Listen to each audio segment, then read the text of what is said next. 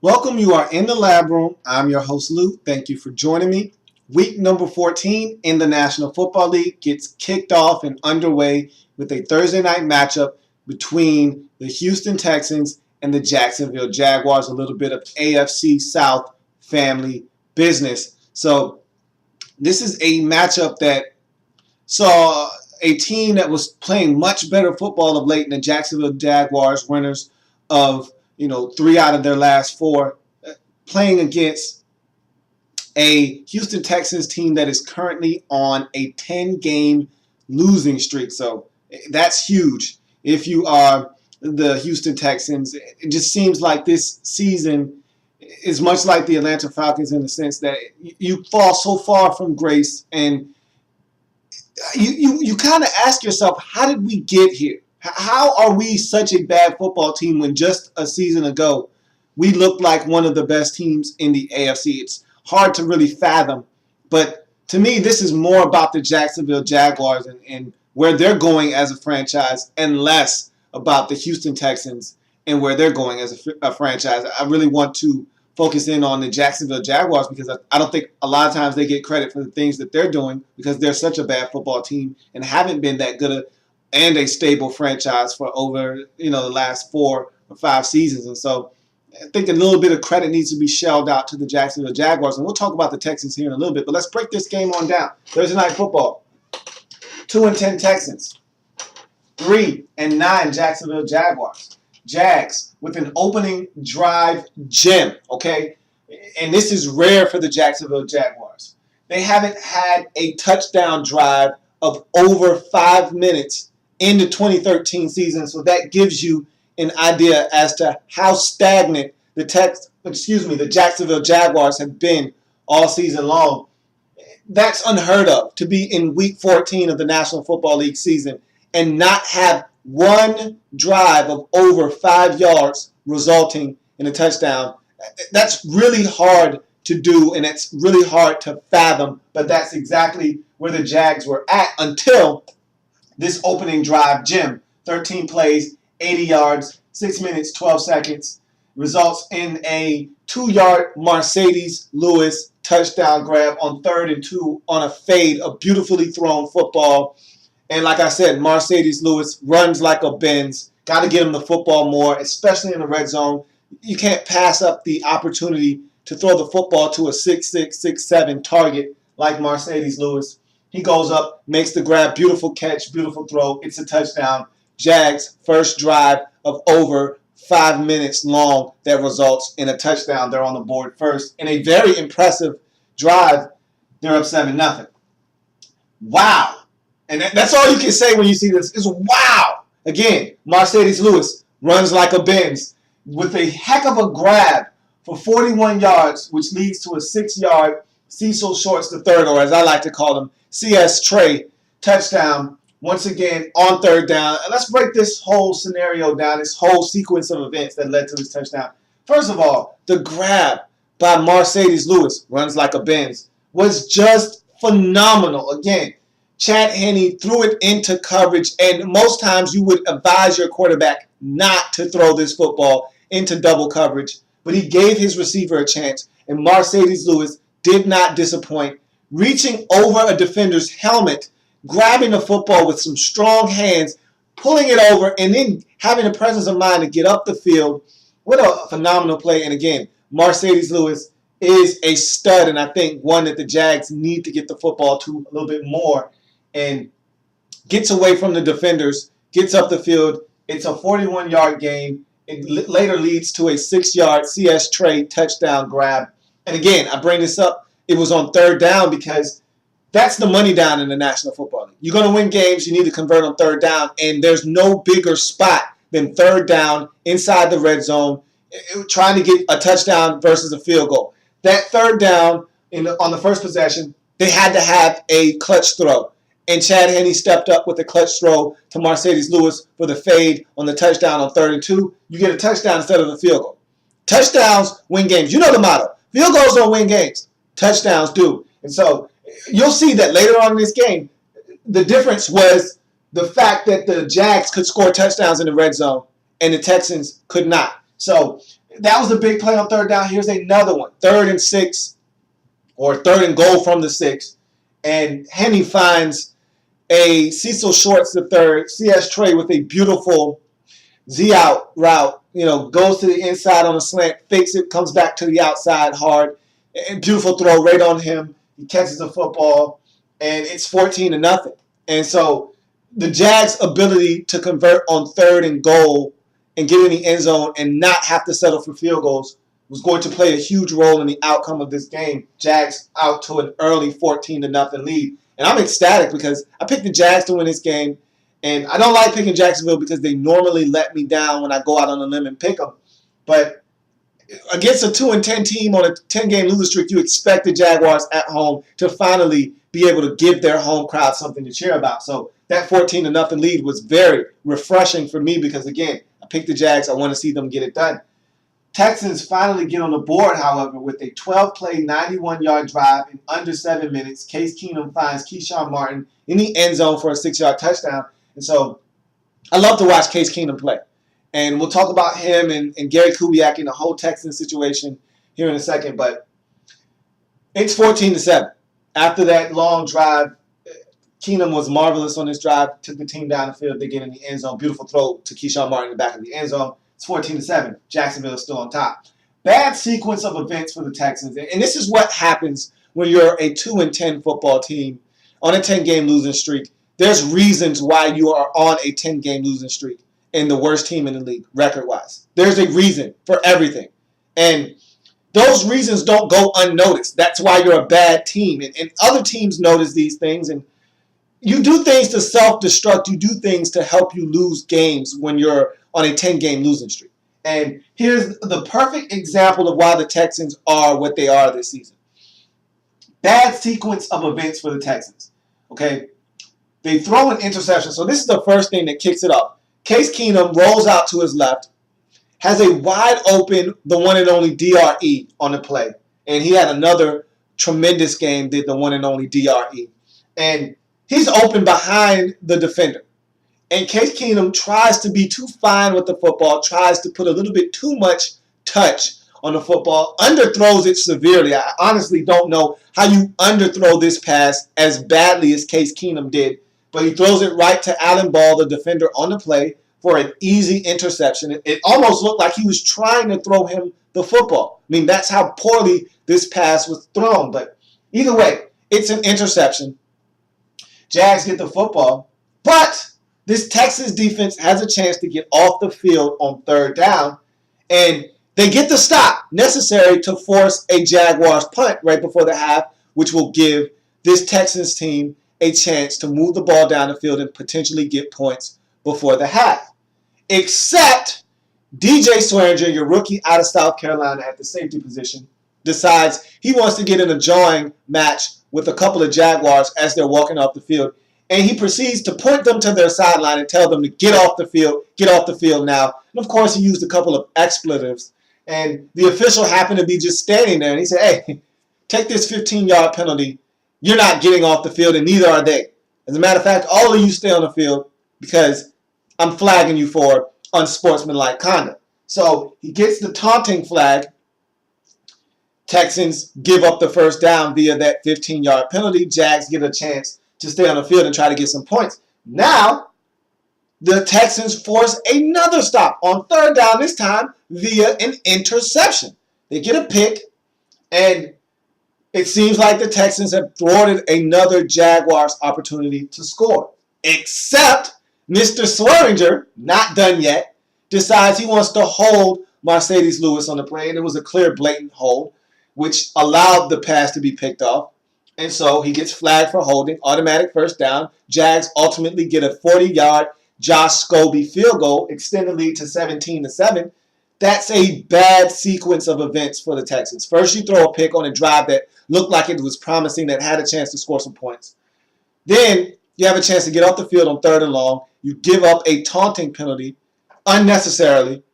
Then you get an interception to thwart a scoring opportunity for the Jaguars, except that same player, DJ Swearinger, your rookie, gives up a holding penalty, which leads to a Jaguars field goal. Right before the half, 17-7. I mean, You can't do it much worse than that if you are a team on the road looking to snap a 10-game losing streak. You can't have things like this happen. DJ Swearinger was out of control on that drive, and you just can't have that. As a head coach, DJ Swearinger easily could have sat down for the next quarter and a half for me. I mean, that was a really bad possession by DJ Swearinger. The taunting penalty alone would have been enough for him to not play another snap for the rest of the first half. At least that much. I would have put in somebody else and told him to have a seat, and I would have gave him an earful, and then I would have put him back in the game after the half. But he put him back in the game, and he compounded matters by making another mistake, and so DJ Swearinger cost you a field goal right there. 17-7 at the half. Houston gets the scoring underway in the second half with the field goal at 17-10. Then a huge MJD run leads to a double pass touchdown for the Jags. Jags get a little creative. This is the second week in a row they've done some sort of, halfback pass. This time it wasn't the halfback throwing the ball, but actually catching the ball.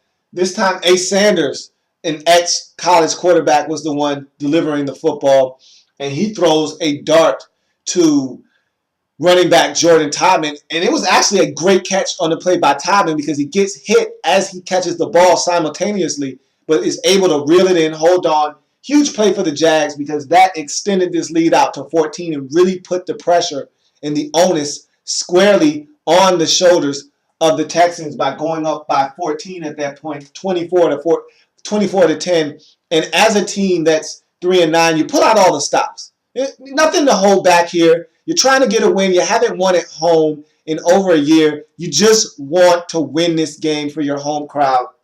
You got to pull out all the stops. Last week, the Jags did a double pass. Maurice Jones-Drew threw a pass on the road at Cleveland to Mercedes Lewis for a touchdown. So the Jags aren't afraid to pull some tricks out of the bag and have them work. It works again. They're up 24-10. And that kind of forced the hand of Gary Kubiak. He sees their team struggling offensively, and for the second time this season, he decides to go to Matt Schaub in relief of Case Keenum. And I'll talk about this decision a little bit later on, but Schaub comes in and provides an immediate spark as the big catch and run by DeAndre Hopkins leads to a 6-yard Garrett Graham touchdown catch. It's now 24-17. Jacksonville still on top, but they give up a 7-play, 76-yard drive in just over 3 minutes of football time. And so big drive by the Texans. It gets them back into the football game. And if you're the Jacksonville Jaguars, I know I can't speak for any Jaguar fans out there, but I know I got nervous because, again, this Jacksonville Jaguars team is 3-9 for a reason. They don't know how to win games that are close. They did pull one out last week against Cleveland close. So I said to myself, come on, Jacksonville, don't let me down. I put a lot of stock into you in this game. Don't let me down here. So another drive orchestrated by Matt Schaub leads to points as this time they get a field goal. It's 24-20, so now I'm getting a little antsy. I'm getting a little nervous because the Jacksonville Jaguars haven't done much of anything in the second half offensively. At least in the first half, they moved the football up and down the field. It didn't always result in points, but they were moving the football. It's been a lot of 3-and-outs in this second half. I'm getting a little nervous because they're not doing anything offensively. And Matt Schaub is playing some solid football. But I said to myself, Matt, do what you do best, okay? I'm waiting for that critical mistake. Do what you do best, Matt. Throw that pick. It's coming. At some point, you're going to show why you were on the bench. You're going to turn this football over in a key spot. Texans get all the way down to the 11-yard line before stalling out and not converting on fourth down. And so they move it all the way down the field. And this was a questionable decision by Gary Kubiak because with the Jaguars struggling the way they had been struggling in the second half, I think you take the field goal and cut it to a one-point game and give yourself a chance to get a stop. You had all your timeouts. Get a stop and get the football back. Again, I know you don't want to risk the Jaguars picking up a couple of first downs and ending this game, but I think that's the risk you got to take the way your defense had been playing. Get the field goal, cut it to a one-point game, use your timeouts, and you ultimately got the stop that would have been necessary for you to only need a field goal to win this game.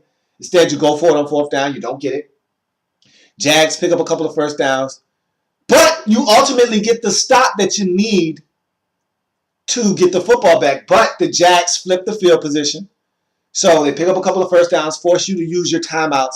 And so they get a punt. They pin you deep in your own territory. And that sets up this. Another Matt Schaub game-ending pick, as he always does so eloquently. On the play before the pick, Schaub has a receiver slip, and it easily could have been a pick six by Allen Ball, but Allen Ball wasn't looking for the receiver to slip. He wasn't looking for the ball to be thrown generally straight to him. He was expecting to have to make a play on a receiver that was going to catch the football, so the ball ricochets off his hands. So Matt Schaub dodges a bullet, but Matt says, that's not good enough. I didn't dodge a bullet.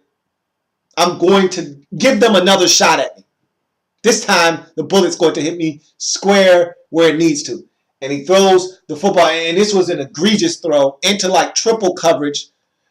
I don't know how he thought this ball was going to fit in there. I don't know if he didn't see Geno Hayes. I don't know what the situation was, but he throws the football right to the linebacker, Geno Hayes, that's in coverage. It's picked off. Geno Hayes slides down into the ground, and the Jaguars slide into their fourth win in their last 5 games as they get their first home victory of the season, tacking on a field goal as the Jaguars win this game 27-20. I told you I love what Gus Bradley is doing right now, and I feel like he is instilling a winning culture in Jacksonville right now, one that the players are embracing. They've talked so much about his energy and how exuberant and vibrant he is as a head coach, and how that energy is infectious throughout the locker room and the organization. I think Gus Bradley is winning over this team. He's getting them to play winning football. They're learning how to win. Like I've said all season long, as the Jacksonville Jaguars go, they need to continue to stockpile pieces of the puzzle that they feel are going to be able to help them down the road. I told you, I like Mike Brown. C.S. Trey is a guy that you know you can win with. Mercedes Lewis, another guy that you can win with. And you just keep stockpiling the pieces on offense around him. MJD had a huge game, first 100-yard rusher of the season. You look at what the Jaguars have been able to do defensively. You've got pieces on the defensive side of football, led by Paul Posluszny. Keep adding pieces to the puzzle and get guys that you believe in that can help you win, and then just add that quarterback in there because, like I said, you have one of the better backups in the league in Chad Henne. That's a fact, but he's not a starter. You go in the draft, you find the guy that fits your system in Jacksonville, and you move on from there, and I think this Jacksonville Jaguars team will be someone to reckon with next season. But again, you're playing better football, and it's refreshing to see this Jacksonville Jaguars team starting to have the light bulb come on. You're playing better football. You get a win against a team that you're supposed to beat at home in a 10 and now 11, or excuse me, 2 and now 11 football team in the Houston Texans. Let's talk about these Texans. This video should have been out 2 days ago. I've been so busy. I thought I had already done it, and then I looked down my archive and realized I hadn't done the video yet. And I said, what are you doing? So this video should have been out already, but over the weekend, Gary Kubiak has been fired.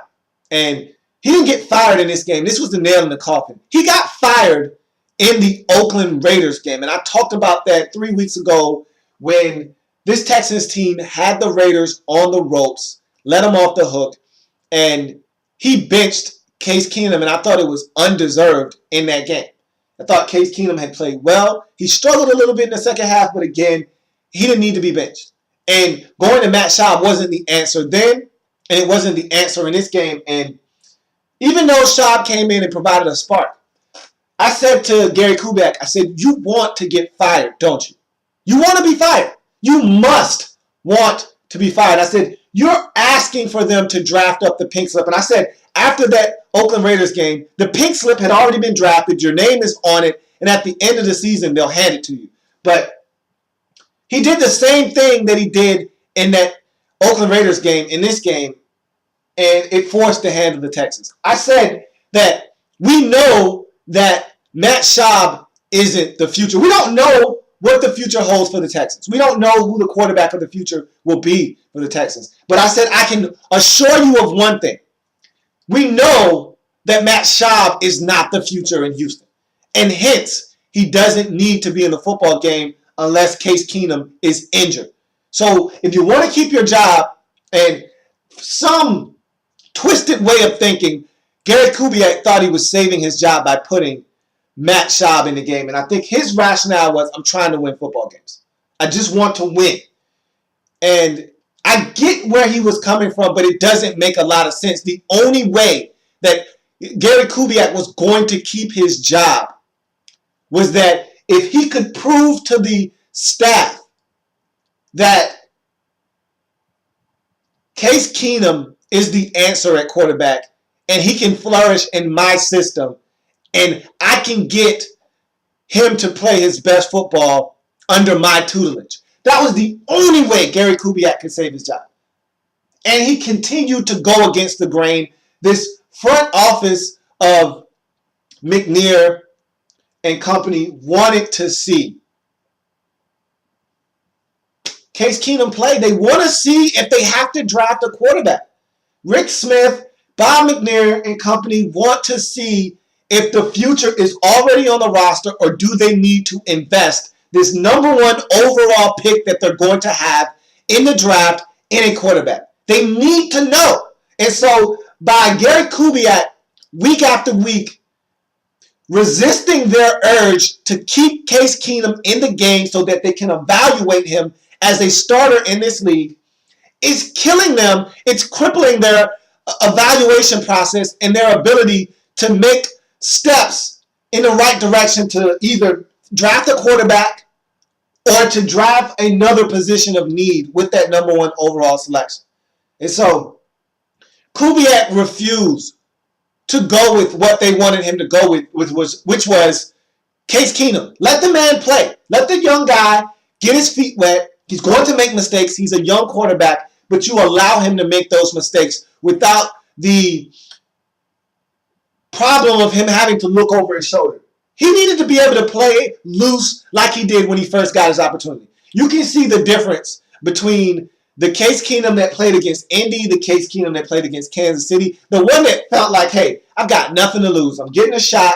I don't know how long this shot. The one that was playing when Matt Schaub was hurt and wasn't ready to go, the one that knew he wasn't going to be pulled from the game, was playing loose and free. He was making plays. He was playing to win because he didn't have anything to lose.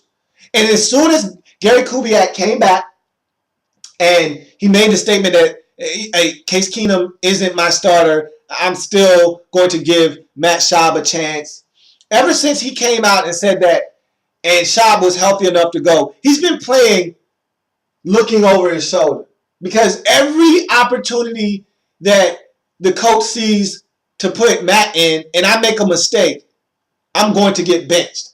And he started to play instead of to win like he had been playing early on in the season, loose and free and letting the ball go. He was playing not to lose, not to make a mistake so that he wouldn't get pulled out of the game. And you can see the difference in between a guy that's worried about making a mistake and a guy that's worried about trying to make some plays. And he was stunting the growth of Case Keenum. And so the Texans realized that, and they realized also that he's putting a wrench in our plans as Gary Kubiak. A, he's not winning. B, he's not doing what we told him to do, which is play Case Keenum. And C, he's got some kind of undying loyalty to Matt Schaub that isn't warranted. What has Matt Schaub done for you? He hasn't won you any playoff games except one, which is the same amount as Tyler Jonathan Yates. So what has Matt Schaub done for you? Now look, he's played well throughout his career in Houston, but he hasn't done anything that would warrant you to go back to him every single time you feel like you're in a jam. Your only opportunity to save your job was to show the Texans front office that Case Keenum is not only the guy for the rest of this season, but he's our quarterback for the future, and I can make him into a Pro Bowl, all-pro type quarterback that can take us to the next level. That was the only way to keep your job, and you continuously undermined the front office by taking him out, by not showing them what he could do, by not making it easier on them and making their job easy to understand what it is they need to do in the offseason. They need to know if they need a quarterback with that first overall pick or not. And by you yo-yoing in and out Case Keenum and really killing his confidence and stunting his growth, You're not allowing them to make a very educated decision on whether they need a quarterback or not. So that's what it all boils down to. This little sequence here where they decided to take Case Keenum out, or when Gary Kubiak decided to take Case Keenum out and put in Matt Schaub, sealed his fate. It was the nail in the coffin. He was fired from that point on. Whether they won this game or not, he was going to be fired. And I don't know if they would have fired him necessarily after this game, but maybe they fire him in 2 weeks after they lose again. But he was going to be fired one way or another because they don't want to see Matt Schaub in the game. Okay? They've seen that story. They know how that movie ends. It ends with an interception that seals the game for the other team. So they don't need to see that movie anymore. They know the ending of that movie. They want to see the Case Keenum story. They want to see how that movie ends because they don't know the ending of that movie. And Gary Kubiak kept pressing the rewind button and putting Matt Schaub in the game. And they said, no, we don't want to go backwards. We want to go forwards. Stop hitting the rewind button. As a matter of fact, you're fired. Get out of here. We're going to put Wade Phillips in charge of this movie. You go ahead, hit the play button, and let Case Keenum play for the rest of the season so we can evaluate him and understand what it is we need to do with that number 1 overall pick. So Texans drop to 2-11. Jags get a huge win. They go to 4-9, and I love what the Jacksonville Jaguars are doing right now. Again, they're playing confident football. They're winning on the road, and now they finally get their first home win of the season. Huge win for the Jags, and I really like what they're doing. Now they just need to get that quarterback in place that's going to help them move this team along and win some football games. Look out for the Jags. This team is on the rise, and they're going to acquire some more talent in this draft. They're getting better. I like Ace Sanders. I like what they're doing with him. Again, last year I thought it was all about drafting athletes, drafting guys that was going to make this team faster. That's what they've done. They're going to look to continue to draft athletes and get better as a football team. I like the Jaguars in the direction they're going in. And this was a big win on primetime Thursday Night Football, 27-20. They get the win. They go to 4-9. Big win for the Jags. Texans are in free fall mode. They're essentially pressing the reset button. They fired Kubiak. I think this gives them an opportunity because I was talking to a buddy of mine and he asked me, what was the point of firing Gary Kubiak at this point? And I said the only thing I could think of is A, he's stunting the growth of Case Keenum, and B, they want to get a head start on their coaching search. I mean, by firing their head coach, it gives them a leg up on everyone else in the competition. And they've already come out and said in so many words that, hey, we're looking for an NFL coach with head coaching experience in this league, not a college guy. So a lot of people were thinking about maybe a David Shaw or, Cutcliffe or somebody of that nature. But I think they're looking for a Lovie Smith type coach, maybe even a guy like John Gruden. But again, I don't think Gruden comes to Houston because A, Gruden is going to want to go somewhere where there's already a quarterback in place. B, this is an old and aging Houston Texans team.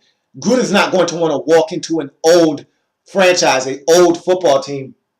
And C, Gruden is going to want a lot of control. And the Texans really have a good, front office in place that kind of knows what they want to do. And I think Gruden is going to want a lot more control. If you're going to wrestle him away from ESPN, you're going to have to give up a lot of control and a lot of money to John Gruden. And I don't think the Texans are going to do that. So I don't think John Gruden is the guy they're targeting. I think the guy that they're targeting is Lovie Smith. So we'll see how this whole thing shakes out and unfolds. But right now, your interim head coach in Houston is going to be Wade Phillips. Good old Wade Phillips. We'll see how this season finishes up for the Texans, but it's just tough. I want to see Case Keenum. I'm pretty sure Texans fans are tired of seeing Matt Schaub, and they want to see Case Keenum because you got a decision to make. And I think when it's all said and done, I think Mike Mayock said it best. Case Keenum is probably a really good backup in this league, not a starter. And at first, I didn't want to believe that, but the more I watch him play, the more I'm probably in agreement with Mike Mayock. I'm probably more in agreement with him on that. He's probably a backup. But I want to see the Case Keenum from the Kansas City and the Indy game. And to a certain extent, the Oakland game. The one that wasn't afraid to push the ball down the field. I just think this guy is electric. He can make plays with his legs, his arm. He can do a lot of things. And now that Gary Kubiak is fired and he doesn't have to look over his shoulder, he's going to play the rest of the way. maybe he'll go out and start making plays again. And that's what I want to see from him. So we'll see. I don't know how this thing is going to unfold. We'll see. But that's this game in a nutshell. Jags get it done 27-20. They go to 4-9 on the season. Texans lose their 11th straight. And they're 2-11 on the season and seem to be on a crash course for the #1 overall selection in the draft. So that's going to do it for this installment of In the Lab Room to kick off week number 14. Sorry for the delay. This video should have been out on Friday, but again, I was so caught up in getting those divisional videos out. Kind of got caught up in the wash, did this video. But again, got it done, and I look forward to watching all of the Sunday games in week number 14, and I'll be back to break down the rest of them on Monday. See you then. If it happens in the National Football League, whether big or small, we cover it all here in the Lab Room. See you on Monday. Enjoy the football over the weekend.